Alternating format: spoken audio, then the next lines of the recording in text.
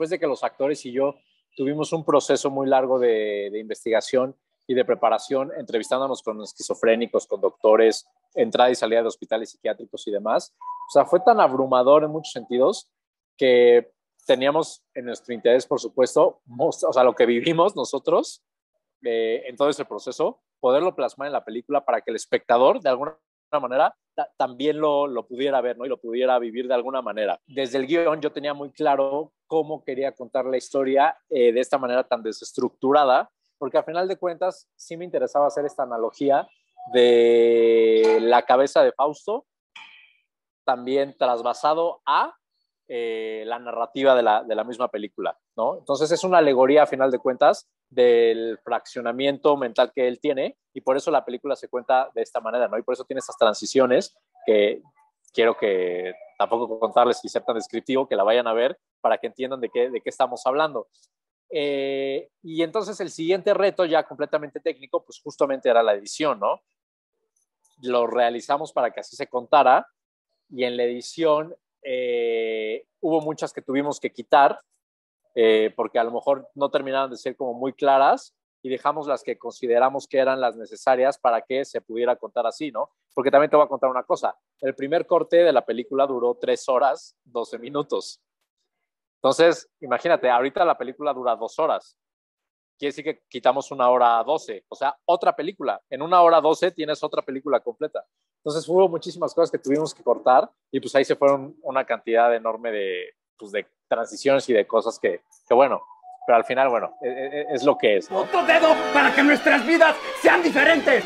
Yo no tengo la culpa de estar enferma.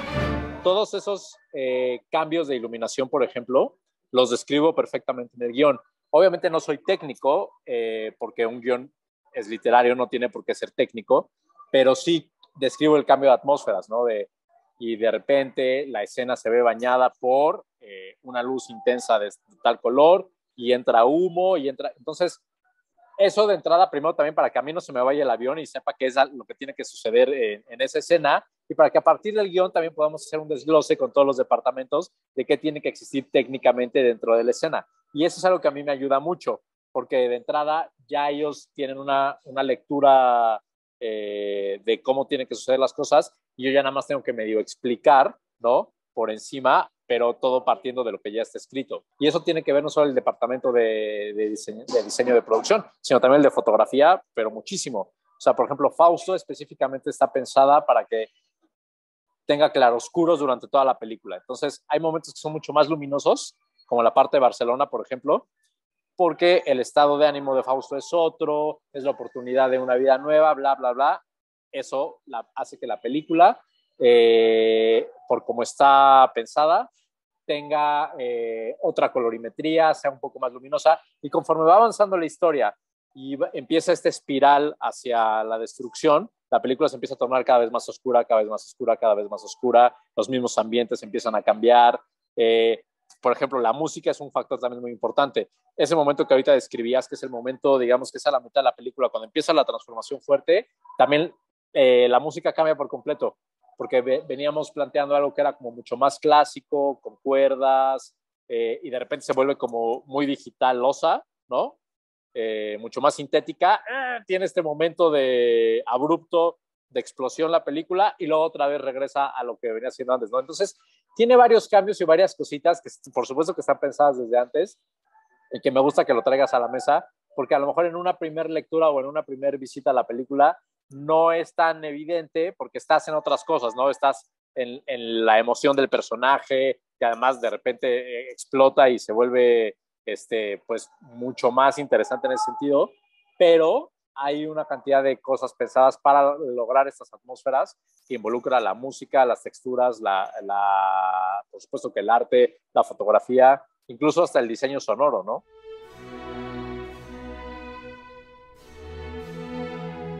Cuando yo tomé la decisión arbitraria de decir, el personaje va a tener esquizofrenia, ¿no? En ese momento fue como cualquier autor, de manera fría, solo para agregar un elemento que fuera un eje dramático. Pero después de eso, obviamente, tenía la responsabilidad de hacerlo de manera seria y responsable. Entonces, cuando empiezo a investigar y me empiezo a involucrar y empiezo a leer, y luego ya empiezan las entrevistas y empieza la convivencia con enfermos y demás, y me doy cuenta de lo que es. Por supuesto que la película cobró otro sentido, y la enfermedad sobre todo dentro de la película, y me abrió esta cuestión de reflexionar y de quererlo transmitir en la película, que es, a ver, es un tabú, históricamente ha sido un tabú la salud mental, pero, o sea, es increíble que ahorita, ya en siglo XXI, siga siendo así. Entonces creo que eso pone un tema sobre la mesa de discusión importante.